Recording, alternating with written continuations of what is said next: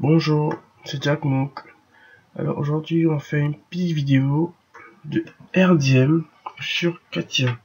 C'est-à-dire nous allons voir l'analyse statique de cette poutre encastrée lorsqu'on exerce quelques forces à son extrémité. Alors pour commencer, je vais avoir fait une petite introduction, expliquer. Alors ici, ce petit rectangle va représenter pour nous un mur. Et ici, nous avons notre poutre qui est encastrée sur ce mur. Alors, cette poutre elle fait 300 mm de longueur. Et nous avons une section en carré qui fait 50 x 50 mm, bien sûr. Alors, nous allons essayer de faire ce que nous avons l'habitude de faire en RDM sur ce logiciel. Alors, pour cela, nous allons d'abord choisir le matériau de notre poutre. Alors, on va faire appliquer matériau ici. On fait mytho, acier. On attribue notre poutre matériau acier. On fait OK. OK. Alors, notre poutre est en acier. Alors, nous allons faire démarrer. Analyse, simulation. Ici, OK. Analyse statique, OK.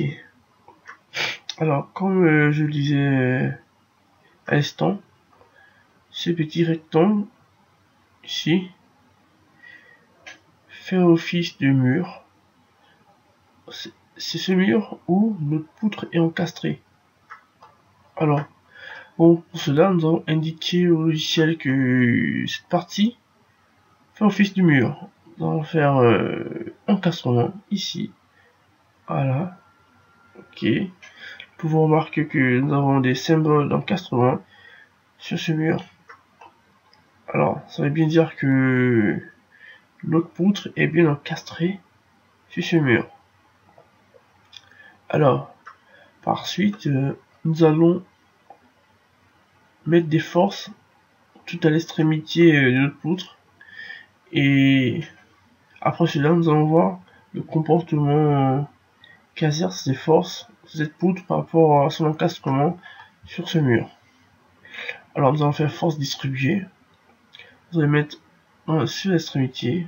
OK. Premièrement, nous allons mettre 1000 newtons. OK. Nous allons faire OK. Alors, on va essayer de regarder ce qui se passe dans le maillage. Alors, le maillage, nous avons une flèche absolue de 3,502 mm, pas de faux, une taille de 21,888 mm. Par le fond, on va laisser comme ça. Enfin, parabolique, OK. Alors, dans notre pièce en acier, qui est encastrée ce côté, et dans une force de 1000 newtons. Alors, nous allons calculer tout cela. Ça prend quelques secondes. Oui. OK.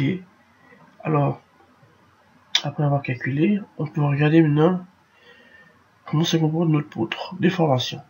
Alors, nous pouvons bien voir ce qui se passe, que notre poutre est fléchie, bel et bien. Malgré, on peut voir que les tout petits éléments sont un peu grands, un peu gros. Mais je pense en faisant varier cette force, elle est tout petite et nous allons nous approcher d'une bonne valeur, c'est-à-dire une contrainte, nous avons une bonne contrainte maximale de la poutre. Alors pour regarder ou bien observer la contrainte maximale, nous allons faire contrainte ici. OK. Alors, comme contrainte maximale, nous avons 1,76 x puissance 7. Alors, nous savons bien que si nous exerçons une force à l'extrémité et en la faisant varier, la poutre aura tendance à casser vers la zone de l'encastrement et la poutre ici. Donc dans cette zone, la poutre aurait tendance à vouloir se casser. Donc il sera plus possible que l'on trouve la contrainte maximale de ce côté. Alors, vous trouvez dans la poutre où se trouve la contrainte maximale, nous allons faire extrêmement l'image, enfin ok. Alors, le logiciel indique que la contrainte maximale de notre poutre, elle est de ce côté. C'est pas mal. Elle se trouve de ce côté. Et elle fait bien et bien 1,76 x 10 puissance 7 newton mètre carré.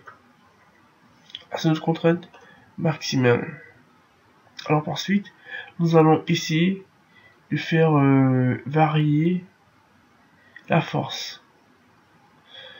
Alors, on va faire fixation, changement, ok.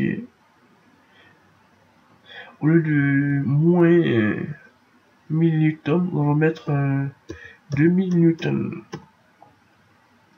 Ok. Calcul. Ok. Oui. Ok. Alors, nous allons faire ici déformation. Alors, on va observer un peu de changement. Nous allons essayer de regarder où se trouve la contrainte maximale. Elle a augmenté. Elle était de 1,76 au départ. Elle a changé. Elle est maintenant à 3,56. Alors, voilà. La contrainte maximale avec les 2000 newtons s'approche, est toujours bien dans la zone de déformation du 3,527 10 puissance 7. Alors, par suite, nous pouvons varier la force et trouver d'autres valeurs, d'autres contraintes. Alors cette contrainte, c'est la contrainte maximale de notre poutre. Donc en fait c'est la contrainte de sécurité, c'est-à-dire qu'il y a la contrainte qu'il ne faut pas exercer sur cette poutre pour éviter qu'elle casse. Alors, est-ce que le résultat est le même que lorsqu'on le fait théoriquement? Le résultat n'est pas... ça tombe. Le résultat n'est pas... La différence n'est pas très grande entre ce qu'on fait théoriquement et par rapport au logiciel. La différence varie plus ou moins... varie très peu. Ouais.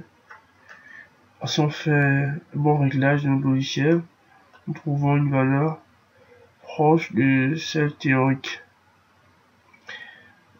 Et ensuite, on peut aussi varier le maillage. Au lieu d'une flèche de 3,5, on peut en ramener à 3 et voir comment se comporte toujours notre poutre. Ça, ok.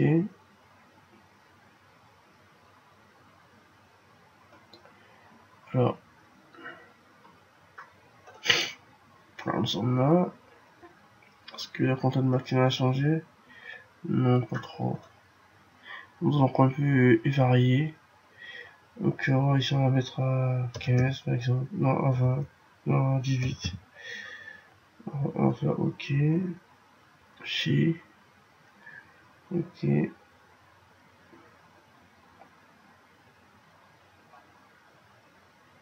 Alors, on peut remarquer que le petit carreau, il devient de moins en moins plus petit. C'est rassurant. Voilà, et notre contrainte maximale elle a changé. Il est passé à 5 à 8,24. Par contre, notre contrainte maximale, il a changé, il se trouve à l'extrémité au lieu de ce côté. Le fait que notre contrainte maximale se trouve à l'extrémité signifie que notre maillage ici, elle est pas bonne. C'est physiquement la contrainte maximale ne peut pas se trouver à l'extrémité. Nous pouvons l'avoir dans cette zone. Ici, cette zone de... Ouh. Parce que si nous augmentons la force, l'extrémité, on aura tendance à casser vers l'extrémité. Ok. Bon, je suis sûr que la vidéo vous a plu. Bon. Ouais. Bon, on peut le faire pour d'autres poutres, cylindriques, section cylindrique, on peut faire n'importe quoi, hein. Faut dessiner d'autres poutres et faire l'analyse RDM de votre poutre. Les résultats sont très précises. C'était précis, hein. Ouais.